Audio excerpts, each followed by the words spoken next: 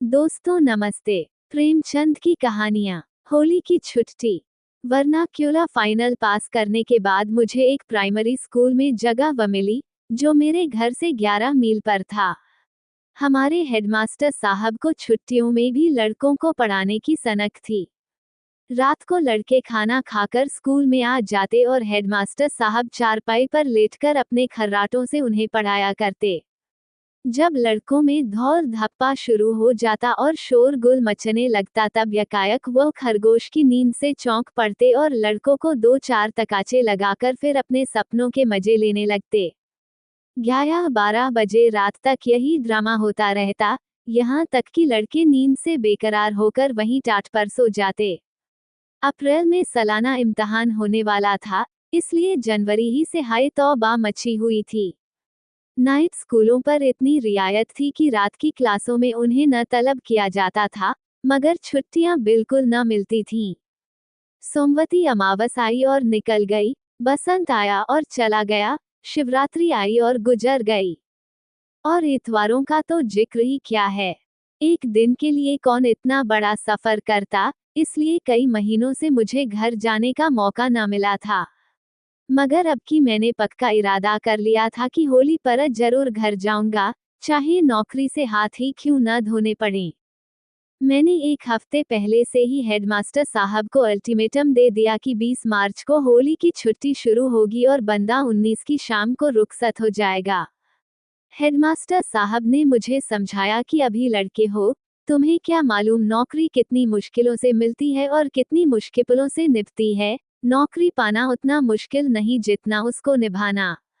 अप्रैल में इम्तिहान होने वाला है, 3-4 दिन स्कूल बंद रहा तो बताओ कितने लड़के पास होंगे। साल भर की सारी मेहनत पर पानी फिर जाएगा कि नहीं। मेरा कहना मानो, इस छुट्टी में न जाओ, इम्तिहान के बाद जो छुट्टी पड़े उसमें चले जाना। ईस्टर की 4 दिन की छुट्टी होगी, मैं एक दिन के लिए भी न रोकूंगा। मैं अपने मोर्चे पर कायम रहा, समझाने बुझाने, डराने धमकाने और जवाब तलब किए जाने के हथियारों का मुझ पर असर न हुआ। 19 को ज्यों ही स्कूल बंद हुआ, मैंने हेडमास्टर साहब को सलाम भी न किया और चुपके से अपने डेरे पर चला आया। उन्हें सलाम करने जाता तो वह एक न एक काम निकालकर मुझे रोक लेते। रजिस्टर में फीस की मीज़ान लगाते जाओ, औसत हाजिरी निकालते जाओ, लड़कों की कापियां जमा करके उन पर संशोधन और तारीख सब पूरी कर दो। गोया यह मेरा आखिरी सफर है और मुझे जिंदगी के सारे काम अभी खत्म कर देने चाहिए। मकान पर आकर मैंने चटपट अपनी किताबों की पोटली उठाई, अपना हल्का लिहाफ कंधे पर रखा और स्टेशन के लिए चल पड़ा। गाड़ी 5:05 पर जाती थी। स्कूल की घड़ी हाजिरी के वक्त हमेशा आध घंटा तेज और छुट्टी के वक्त आधा घंटा सुस्त रहती थी। 4 बजे स्कूल बंद हुआ था। मेरे ख्याल में स्टेशन पहुंचने के लिए काफी वक्त था। फिर भी मुसाफिरों को गाड़ी की तरफ से आम तौर पर जो अंदेशा लगा रहता है, और जो घड़ी हाथ में होने पर अभी और गाड़ी का वक्त ठीक मालूम होने पर भी दूर से किसी गाड़ी की गड़गड़ाहट या सीटी सुनकर कदमों को तेज और दिल को परेशान कर दिया करता है, वह मुझे भी लगा हुआ था। किताबों की पोटली भारी थी, उस पर कंधने पर लिहाफ बार बार हाथ बदलता और लपका चला जाता था। यहाँ तक कि स्टेशन कोई 2 फरलांग से नजर आया। सिग्नल डाउन था। मेरी हिम्मत भी उस सिग्नल की तरह डाउन हो गई। उम्र के तकाजे से 100 कदम दौड़ा जरूर, मगर यह निराशा की हिम्मत थी। मेरे देखते देखते गाड़ी आई, 1 मिनट ठहरी और रवाना हो गई। स्कूल की घड़ी यकीनन आज और दिनों से भी ज्यादा सुस्त थी। अब स्टेशन पर जाना बेकार था। दूसरी गाड़ी 11 बजे रात को आएगी, मेरे घरवाले स्टेशन पर कोई 12 बजे पहुंचेगी और वहां से मकान पर जाते जाते 1 बज जाएगा। इस सन्नाटे में रास्ता चलना भी एक मोर्चा था जिसे जीतने की मुझमें हिम्मत न थी। जी में तो आया कि चलकर हेडमास्टर को आड़े हाथों लूं, मगर ही जब्त किया और चलने के लिए तैयार हो गया। कुल 12 मील ही तो हैं। अगर 2 मील फी घंटा भी चलूं तो 6 घंटों में घर पहुंच सकता हूं। अभी 5 बजे हैं, जरा कदम बढ़ाता जाऊं तो 10 बजे यकीनन पहुंच जाऊंगा। अम्मा और मुन्नू मेरा इंतजार कर रहे होंगे, पहुंचते ही गरम गरम खाना मिलेगा। कोल्हाड़ी में गुड़ पक रहा होगा, वहां से गरम गरम रस पीने को आ जाएगा और जब लोग सुनेंगे कि मैं इतनी दूर पैदल आया हूं तो उन्हें कितना अचरज होगा। मैंने फौरन गंगा की तरफ पैर बढ़ाया। ये कस्बा नदी के किनारे था और मेरे गांव की सड़क नदी के उस पार से थी। मुझे इस रास्ते से जाने का कभी संयोग न हुआ था, मगर इतना सुना था कि कच्ची सड़क सीधी चली जाती है। परेशानी की कोई बात ना थी। 10 मिनट में नाव पार पहुंच जाएगी और बस फर्राटे भरता चल दूंगा। 12 मील कहने को तो होते हैं तो कुल 6 कोस। मगर घाट पर पहुंचा तो नाव में से आधे मुसाफिर भी न बैठे थे। मैं कूदकर जा बैठा। खेवे के पैसे भी निकालकर दे दिए, लेकिन नाव है कि वहीं अचल ठहरी हुई है। मुसाफिरों की संख्या काफी नहीं है, कैसे खुले। लोग तहसील और कचहरी से आते जाते हैं और बैठते जाते हैं और मैं हूं कि अंदर ही अंदर भुना जाता हूं। सूरज नीचे दौड़ा चला जा रहा है, गोया मुझसे बाजी लगाए हुए है। अभी सफेद था, फिर पीला होना शुरू हुआ और देखते देखते लाल हो गया। नदी के उस पार क्षितिज पर लटका हुआ, जैसे कोई डोल कुएं पर लटक रहा है। हवा में कुछ खुनकी भी आ गई, भूख भी मालूम होने लगी। मैंने आज घर जाने की खुशी और हड़बड़ी में रोटियां न पकाई थीं। सोचा था कि शाम को तो घर पहुंच जाऊंगा, लाओ एक पैसे के चने लेकर खा लूं। उन दानों ने इतनी देर तक तो साथ दिया, अब पेट की पेचीदगियों में जाकर न जाने कहां गुम हो गए। मगर क्या गम है, रास्ते में क्या दुकानें न होंगी, 2-4 पैसे की मिठाइयां लेकर खा लूंगा। जब नाव उस किनारे पहुंची तो सूरज की सिर्फ आखिरी सांस बाकी थी, हालांकि नदी का पाट बिल्कुल पेंदे में चिमटकर रह गया था। मैंने पोटली उठाए और तेजी से चला। दोनों तरफ चने के खेते थे जिनके उदे फूलों पर ओस सका हल्का सा पर्दा पड़ चला था। बेअख्तियार एक खेत में घुसकर बूट उखाड़ लिए और टूंकता हुआ भागा। सामने 12 मील की मंजिल है, कच्चा सुनसान रास्ता, शाम हो गई है। मुझे पहली बार गलती मालूम हुई, लेकिन बचपन के जोश ने कहा, क्या बात है, 1-2 मील तो दौड़ ही सकते हैं। 12 को मन में 1760 से गुना किया, 20,000 गज ही तो होते हैं। 12 मील के मुकाबले में 20,000 गज कुछ हल्के और आसान मालूम हुए।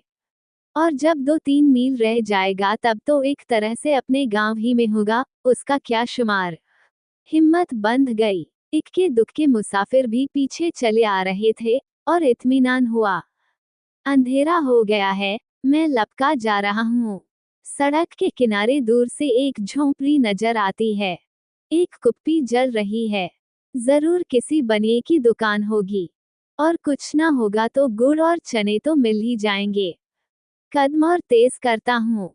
झोंपड़ी आती है, उसके सामने एक क्षण के लिए खड़ा हो जाता हूँ। 4-5 आदमी उकड़ू बैठे हुए हैं, बीच में एक बोतल है, हर एक के सामने एक एक कुल्हाड़। दीवार से मिली हुई ऊंची गद्दी है, उस पर साहजी बैठे हुए हैं, उनके सामने कई बोतलें रखी हुई हैं। जरा और पीछे हटकर एक आदमी कड़ाही में सूखे मटर भून रहा है। उसकी सौंधी खुशबू मेरे शरीर में बिजली की तरह दौड़ जाती है। बेचैन होकर जेब में हाथ डालता हूँ और एक पैसा निकालकर उसकी तरफ चलता हूँ, लेकिन पांव आप ही रुक जाते हैं। ये कलवारिया है। खोंचे वाला पूछता है, क्या लोगे? मैं कहता हूँ कुछ नहीं, और आगे बढ़ जाता हूँ। दुकान भी मिली तो शराब की, गोया दुनिया में इंसान के लिए शराब रही सबसे जरूरी चीज है। ये सब आदमी धोबी और चमार होंगे, दूसरा कौन शराब पीता है देहात में। मगर वो मटर का आकर्षक सौंधापन मेरा पीछा कर रहा है और मैं भागा जा रहा हूँ। किताबों की पोटली जी का जंजाल हो गया है, ऐसी इच्छा होती है कि इसे यहीं सड़क पर पटक दूं। उसका वजन मुश्किल से 5 सेर होगा, मगर इस वक्त मुझे मन भर से ज्यादा मालूम हो रही है। शरीर में कमजोरी महसूस हो रही है। पूरनमासी का चांद पेड़ों के ऊपर जा बैठा है और पत्तियों के बीच से जमीन की तरफ झांक रहा है। मैं बिल्कुल अकेला जा रहा हूँ, मगर दर्द बिल्कुल नहीं है। भूख ने सारी चेतना को दबा रखा है और खुद उस पर हावी हो गई है। आहा, ये गुड़ की खुशबू कहाँ से आई? कहीं ताजा गुड़ पक रहा है। कोई गांव का री भी होगा। हाँ, वो आमों के झुरमुट में रोशनी नजर आ रही है। लेकिन वहां पैसे 2 पैसे का गुड़ बेचेगा और यूं मुझसे मांगा न जाएगा, मालूम नहीं लोग क्या समझें। आगे बढ़ता हूँ, मगर जबान से लार टपक रही हैं, गो से मुझे बड़ा प्रेम है। जब कभी किसी चीज की दुकान खोलने की सोचता था तो वो हलवाई की दुकान होती थी। बिक्री हो या न हो, मिठाइयाँ तो खाने को मिलेंगी। हलवाइयों को देखो, मारे मोटापे के हिल नहीं सकते। लेकिन वह बेवकूफ होते हैं, आरामतलबी के मारे तोंद निकाल लेते हैं। मैं कसरत करता रहूंगा। मगर गुड़ की वह धीरज की परीक्षा लेने वाली, भूख को तेज करने वाली खुशबू बराबर आ रही है। मुझे वह घटना याद आती है, जब अम्मा 3 महीने के लिए अपने मैके या मेरी ननिहाल गई थी और मैंने 3 महीने के एक मन गुड़ का सफाया कर दिया था। यही गुड़ के दिन थे। नाना बीमार थे, अम्मा को बुला भेजा था। मेरा इम्तिहान पास था इसलिए मैं उनके साथ न जा सका, मुन्नू को लेती गईं। जाते वक्त उन्होंने एक मन गो लेकर उस मटके में रखा और उसके मुंह पर सकोर रखकर मिट्टी से बंद कर दिया। मुझे सख्त ताकीद कर दी कि मटका न खोलना। मेरे लिए थोड़ा सा गुड़ एक हांडी में रख दिया था। वह हांडी मैंने एक हफ्ते में सफाचट कर दी। सुबह को दूध के साथ गुड़, रात को फिर दूध के साथ गो। यहाँ तक जायज खर्च था जिस पर अम्मा को भी कोई एतराज न हो सकता। मगर स्कूलन से बार बार पानी पीने के बहाने घर आता और 2-1 पिंडियां निकालकर खा लेता, उसकी बजट में कहाँ गुंजाइश थी। और मुझे गुड़ का कुछ ऐसा चस्का पड़ गया कि हर वक्त वही नशा सवार रहता। मेरा घर में आना गुड़ के सिर शामत आना था। एक हफ्ते में हांडी ने जवाब दे दिया। मगर मटका खोलने की सख्त मनाही थी और अम्मा के धग्गर आने में अभी 3.25 महीने बाकी थे। एक दिन तो मैंने बड़ी मुश्किल से जैसे तैसे सब्र किया, लेकिन दूसरे दिन का के साथ सब्र जाता रहा और मटके को बंद कर दिया और संकल्प कर लिया कि इस हांडी को 3 महीने चलाऊंगा। चले या न चले, मैं चलाए जाऊंगा। मटके को वह 7 मंजिल समझूंगा जिसे रुस्तम भी न खोल सका था। मैंने मटके की पिंडियों को कुछ इस तरह कैंची लगकार रखा कि जैसे बाज दुकानदार दियासलाई की डिब्बियां भर देते हैं। एक हांडी गो खाली हो जाने पर भी मटका मुंह भरा था। अम्मा को पता ही चलेगा, सवाल जवाब की नौबत कैसे आएगी। मगर दिल और जान में वह खींचतान शुरू हुई कि क्या कहूँ, और हर बार जीत जबान ही के हाथ रहती। ये 2 अंगुल की जीभ दिल जैसे शाहजोर पहलवान को नचा रही थी, जैसे मदारी बंदर को नचाए उसको, जो आकाश में उड़ता है और 7वें आसमान के मंसूबे बांधता है और अपने जोम में फरून को भी कुछ नहीं समझता। बार बार इरादा करता, दिन भर में 5 पिंडियों से ज्यादा ना खाऊं, लेकिन यह इरादा शराबियों की तौबा की तरह घंटे 2 से ज्यादा न टिकता। अपने को कोसता, धिक्कारता, गुड़ तो खा रहे हो मगर बरसात में सारा शरीर सड़ जाएगा, गंधक का मलहम लगाए घूमोगे, कोई तुम्हारे पास बैठना भी ना पसंद करेगा। कसमें खाता, विद्या की, माँ की, स्वर्गीय पिता की, गौ की, ईश्वर की, मगर उनका भी वही हाल होता। दूसरा हफ्ता खत्म होते होते हांडी भी खत्म हो गई। उस दिन मैंने बड़े भक्तिभाव से ईश्वर से प्रार्थना की, भगवान, यह मेरा चंचल लोभी मन मुझे परेशान कर रहा है, मुझे शक्ति दो कि उसको वश में रख सकूं। मुझे अष्टधात की लगाम दो जो उसके मुंह में डाल दूं। यह अभागा मुझे अम्मा से पिटवाने आयर घुड़कियां खिलवाने पर तुला हुआ है, तुम ही मेरी रक्षा करो तो बच सकता हूँ। भक्ति की विह्वलता के मारे मेरी आंखों से 2-4 बूंदे आंसुओं की भी गिरी, लेकिन ईश्वर ने भी इसकी सुनवाई न की और गुड़ की बुभुक्षा मुझ पर छाई रही, यहाँ तक कि दूसरी हांडी का मरसिया पड़ने की नौबत आ पहुंची। संयोग से उन्हीं दिनों 3 दिन की छुट्टी हुई और मैं अम्मा से मिलने ननिहाल गया। अम्मा ने पूछा, गुड़ का मटका देखा है? छींटे तो नहीं लगे? सिलत तो नहीं पहुंची? मैंने मटकों को देखने की कसम खाकर अपनी ईमानदारी का सबूत दिया। अम्मा ने मुझे गर्व के नेत्रों से देखा और मेरे आज्ञा पालन के पुरस्कार स्वरूप मुझे एक हांडी निकाल लेने की इजाजत दे दी। हाँ, ताकीद भी करा दी कि मटकम का मुंह अच्छी तरह बंद कर देना। अब तो वहां मुझे एक एक दिन एक एक युग मालूम होने लगा।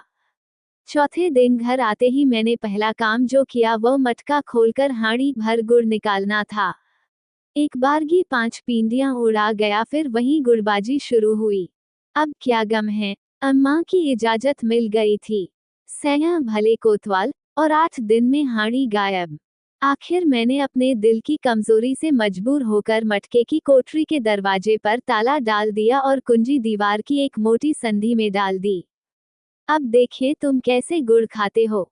इस संधि में से कुंजी निकालने का मतलब ये था कि 3 हाथ दीवार खोद डाली जाए, और यह हिम्मत मुझमें न थी। मगर 3 दिन में ही मेरे धीरज का प्याला छलक उठा, और इन 3 दिनों में भी दिल की जो हालत थी वह बयान से बाहर है। शीरी, यानी मीठे गुड़, की कोठरी की तरफ से बार बार गुजरता और अधीर नेत्रों से देखता और हाथ मलकर रह जाता।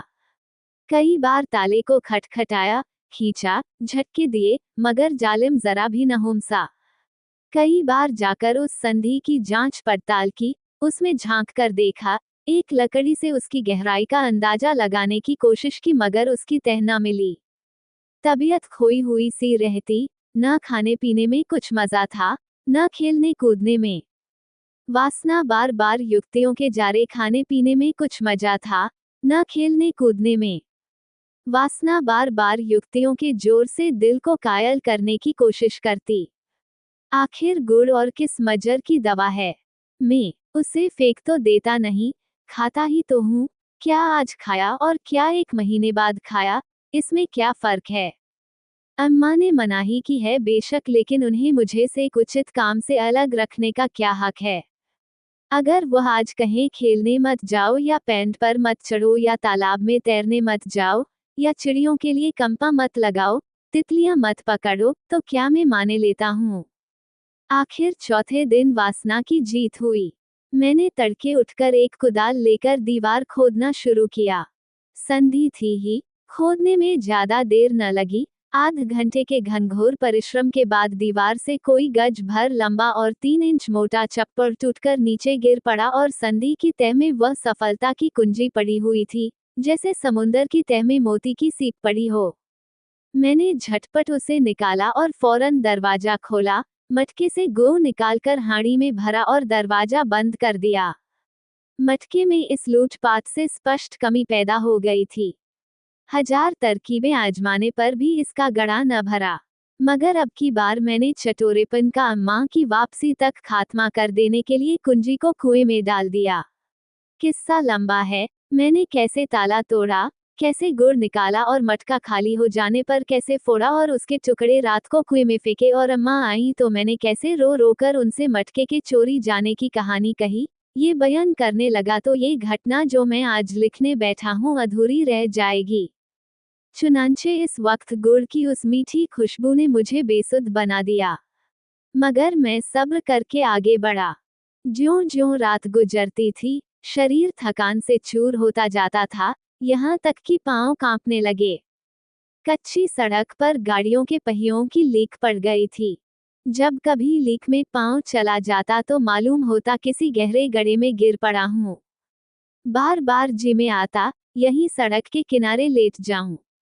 किताबों की छोटी सी पोटली मन भर की लगती थी। अपने को कोसता था कि किताबें लेकर क्यों चला। दूसरी जबान का इम्तिहान देने की तैयारी कर रहा था। मगर छुट्टियों में एक दिन भी तो किताब खोलने की नौबत न आएगी, खामखा ये बोझ उठाए चला आता हूँ। ऐसा जी झुंझलाता था कि इस मूर्खता के बोझ को वहीं पटक दूं। आखिर टोंगों ने चलने से इनकार कर दिया। एक बार मैं गिर पड़ा और संभल कर उठा तो पांव थरथरा रहे थे। अब बगैर कुछ खाए पैर उठना दूभर था, मगर यहाँ क्या खाऊं। बार बार रोने को जी चाहता था। संयोग से एक ईख का खेत नजर आया, अब मैं अपने को न रोक सका। चाहता था कि खेत में घुसकर 4-5 ईख तोड़ लूं और मजे से रस चूसता हुआ चलूं। रास्ता भी कट जाएगा और पेट में कुछ पड़ भी जाएगा। मगर मेड़ पर पांव रखा ही था कि कांटों में उलझ गया। किसान ने शायद मैंड पर कांटे बिखेर दिए थे, शायद बेर की झाड़ी थी। धोती कुर्ता सब कांटों में फंसा हुआ, पीछे हटा तो कांटों की झाड़ी साथ साथ चली, कपड़े छुड़ाना लगा तो हाथ में कांटे चुभने लगे। जोर से खींचा तो धोती फट गई। भूख तो गायब हो गई। फिक्र हुई कि इन नई मुसीबत से क्यों कर छुटकारा हो। कॉन्टों को एक जगह से अलग करता तो दूसरी जगह चिमट जाते, झुकता तो शरीर में चुभते, किसी को पुकारूं तो चोरी खुली जाती है। अजीब मुसीबत में पड़ा हुआ था। उस वक्त मुझे अपनी हालत पर रोना आ गया। कोई रेगिस्तानों की खाक छानने वाला आशिक भी इस तरह कॉन्टों में फंसा होगा। बड़ी मुश्किल से आध घंटे में गला छूटा मगर धोती और कुर्ते के माथे गई। हाथ और पांव छलनी हो गए वह घाते में। अब एक कदम आगे रखना मुहाल था। मालूम नहीं कितना रास्ता तय हुआ, कितना बाकी है। न कोई आदमी न आदमजाद, किससे पूछूं। अपनी हालत पर रोता हुआ जा रहा था। एक बड़ा गांव नजर आया। बड़ी खुशी हुई। कोई न कोई दुकान मिल ही जाएगी। कुछ खा लूंगा और किसी के सायाबान में पड़ रहूंगा, सुबह देखी जाएगी। मगर देहातों में लोग सरे शाम सोने के आदी होते हैं। एक आदमी कुएं पर पानी भर रहा था। उससे पूछा तो उसने बहुत ही निराशाजनक उत्तर दिया, अब यहाँ कुछ न मिलेगा। बनिए नमक तेल रखते हैं। हलवाई की दुकान एक भी नहीं। कोई शहर थोड़े ही है, इतनी रात तक दुकान खोले कौन बैठा रहे। मैंने उससे बड़े विनती के स्वर में कहा, कहीं सोने को जगह मिल जाएगी। उसने पूछा, कौन हो तुम? तुम्हारी जान पहचान का यहाँ कोई नहीं है। जान पहचान का कोई होता तो तुमसे क्यों पूछता। तो भाई, अनजान आदमी को यहाँ नहीं ठहरने देंगे। इसी तरह कल एक मुसाफिर आकर ठहरा था। रात को एक घर में सेंध पड़ गई। सुबह को मुसाफिर का पता न था। तो क्या तुम समझते हो, मैं चोर हूँ? किसी के माथे पर तो लिखा नहीं होता, अंदर का हाल कौन जाने। नहीं ठहराना चाहते न सही, मगर चोर तो न बनाओ। मैं जानता यह इतना मनहूस गांव है तो इधर आता ही क्यों। मैंने ज्यादा खुशामद न की, जी जल गया। सड़क पर आकर फिर आगे चल पड़ा। इस वक्त मेरे होश ठिकाने न थे। कुछ खबर नहीं किस रास्ते से गांव में आया था और किधर चला जा रहा था। अब मुझे अपने घर पहुंचने की उम्मीद न थी। रात यूं ही भटकते हुए गुजरेगी, फिर इसका क्या गम कि कहाँ जा रहा हूँ। मालूम नहीं कितनी देर तक मेरे दिमाग की यह हालत रही। अचानक एक खेत में आग जलती हुई दिखाई पड़ी कि जैसे आशा का दीपक हो। जरूर वहां कोई आदमी होगा। शायद रात काटने को जगह मिल जाए।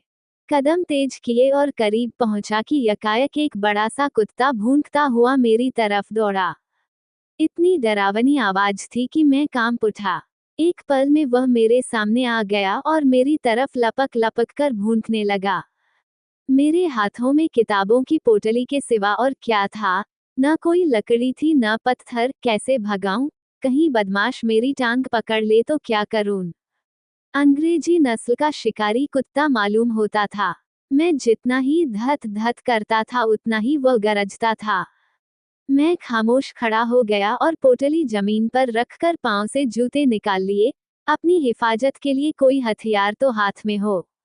उसकी तरफ गौर से देख रहा था कि खतरनाक हद तक मेरे करीब आए तो उसके सिर पर इतने जोर से नालदार जूता मार दूं कि याद ही तो करे, लेकिन शायद उसने मेरी नीयत ताड़ ली और इस तरह मेरी तरफ झपटा कि मैं कांप गया और जूते हाथ से छूटकर जमीन पर गिर पड़े।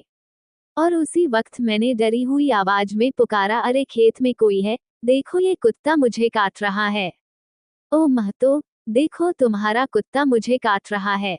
जवाब मिला, कौन है? मैं हूँ, राहगीर, तुम्हारा कुत्ता मुझे काट रहा है। नहीं, काटेगा नहीं, डरो मत। कहाँ जाना है? महमूदनगर। महमूदनगर का रास्ता तो तुम पीछे छोड़ आए, आगे तो नदी है। मेरा कलेजा बैठ गया। रुआंसा होकर बोला, महमूदनगर का रास्ता कितनी दूर छूट गया है? यही कोई 3 मील। और एक लहीम शहीम आदमी हाथ में लालटन लिए हुए आकर मेरे आमने खड़ा हो गया। सर पर हेट था, एक मोटा फौजी ओवरकोट पहने हुए, नीचे निकर, पाँव में फुल बूट, बड़ा लंबा तड़ंगा, बड़ी बड़ी मूंछें, गोरा रंग, साकार पुरुष सौंदर्य। बोला, तुम तो कोई स्कूल के लड़के मालूम होते हो।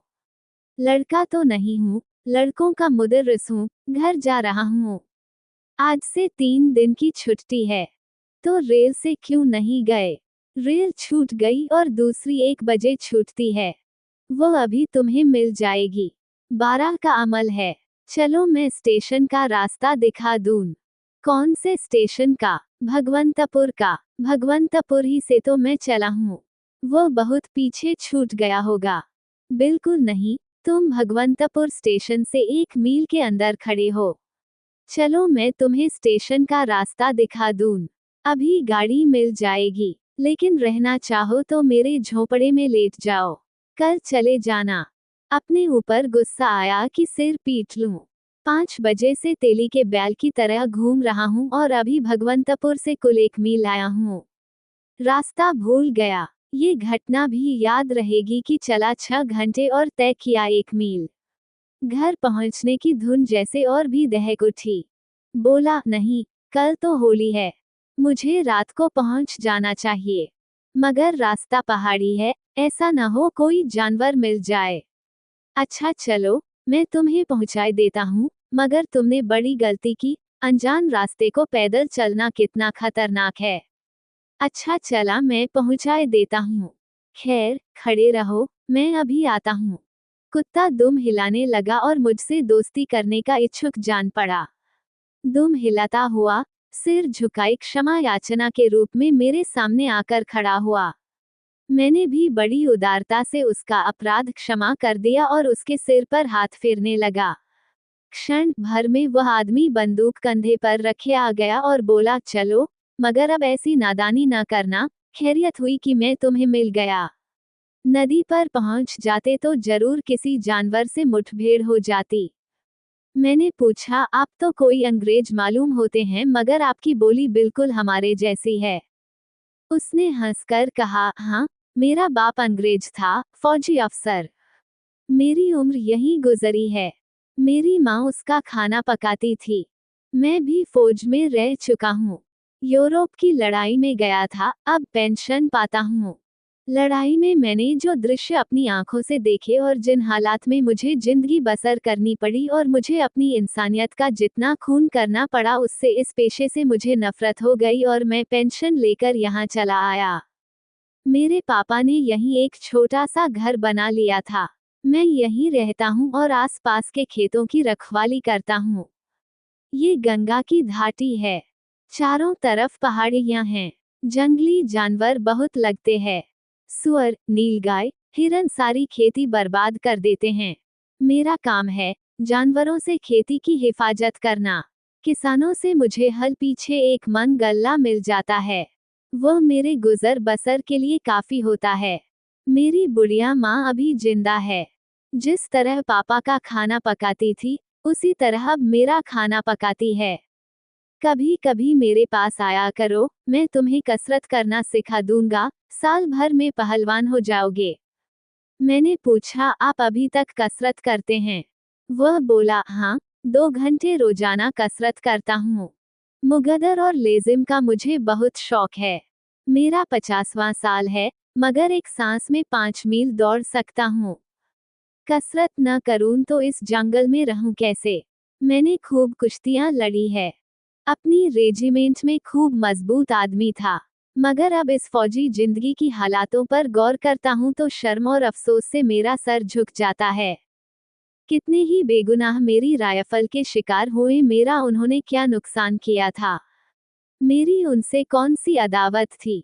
मुझे तो जर्मन और ऑस्ट्रियन सिपाही भी वैसे ही सच्चे, वैसे ही बहादुर, वैसे ही खुशमिजाज, वैसे ही हमदर्द मालूम हुए जैसे फ्रांस या इंग्लैंड के। हमारी उनसे खूब दोस्ती हो गई थी। साथ खेलते थे, साथ बैठते थे। ये ख्याल ही न आता था कि यह लोग हमारे अपने नहीं हैं। मगर फिर भी हम एक दूसरे के खून के प्यासे थे। किस लिए?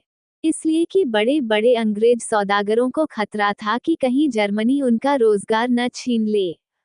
ये सौदागरों का राज है। हमारी फौजें उन्हीं के इशारों पर नाचने वाली कठपुतलियां हैं। जान हम गरीबों की गई, जेबें गर्म हुई मोटे मोटे सौदागरों की।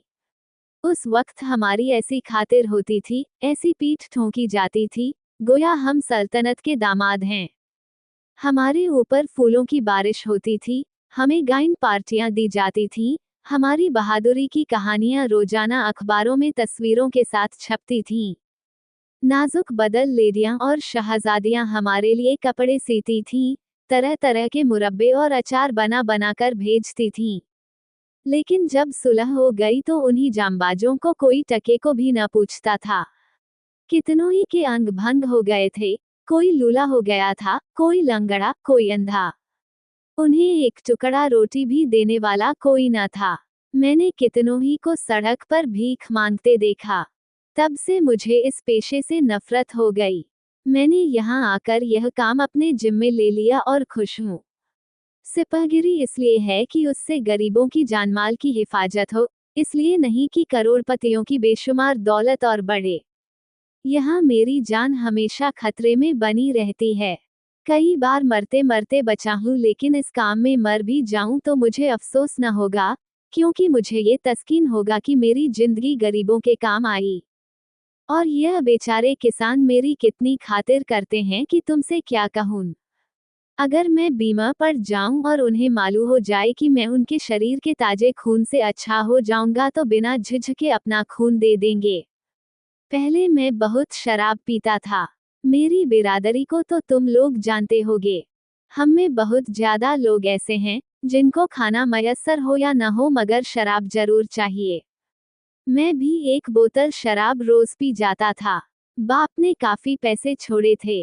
अगर किफायत से रहना जानता तो जिंदगी भर आराम से पड़ा रहता, मगर शराब ने सत्यानाश कर दिया। उन दिनों में बड़े ठाठ से रहता था। काला टाई लगाए, छैला बना हुआ, नौजवान छोकरियों से आंखें लड़ाया करता था। घुड़दौड़ में जुआ खेलना, शरीब पीना, क्लब में ताश खेलना और औरतों से दिल बहलाना, यही मेरी जिंदगी थी। 3-4 साल में मैंने 25-30 हजार रुपये उड़ा दिए। कौड़ी कफन को न रखी। जब पैसे खत्म हो गए तो रोजी की फिक्र हुई। फौज में भर्ती हो गया, मगर खुदा का शुक्र है कि वहां से कुछ सीख कर लौटा। ये सच्चाई मुझ पर खुल गई कि बहादुर का काम जान लेना नहीं, बल्कि जान की हिफाजत करना है। यूरोप से आकर एक दिन मैं शिकार खेलने लगा और इधर आ गया। देखा, कई किसान अपने खेतों के किनारे उदास खड़े हैं। मैंने पूछा, क्या बात है? तुम लोग क्यों इस तरह उदास खड़े हो? एक आदमी ने कहा, क्या करे साहब, जिंदगी से तंग हैं। न मौत आती है न पैदावार होती है। सारे जानवर आकर खेत चर जाते हैं। किसके घर से लगान चुकाएं? क्या महाजन को दें, क्या अमलों को दें और क्या खुद खाएं? कल इन्हीं खेतों को देखकर दिल की कली खिल जाती थी, आज इन्हें देखकर आंखों में आंसू आ जाते हैं। जानवरों ने सफाया कर दिया। मालूम नहीं उस वक्त मेरे दिल पर किस देवता या पैगंबर का साया था कि मुझे उन पर रहम आ गया। मैंने कहा, आज से मैं तुम्हारे खेतों की रखवाली करूंगा। क्या मजाल कि कोई जानवर फटक सके। एक दाना जो जाए तो जुर्माना दूं। बस उस दिन से आज तक मेरा यही काम है। आज 10 साल हो गए, मैंने कभी नागा नहीं किया। अपना गुजर भी होता है और एहसान मुफ्त मिलता है, और सबसे बड़ी बात यह है कि इस काम से दिल की खुशी होती है। नदी आ गई। मैंने देखा वही घाट है जहां शाम को किश्ती पर बैठा था। उस चांदनी में नदी जड़ाव गहनों से लदी हुई जैसे कोई सुनहरा सपना देख रही हो। मैंने पूछा, आपका नाम क्या है? कभी कभी आपके दर्शन के लिए आया करूंगा।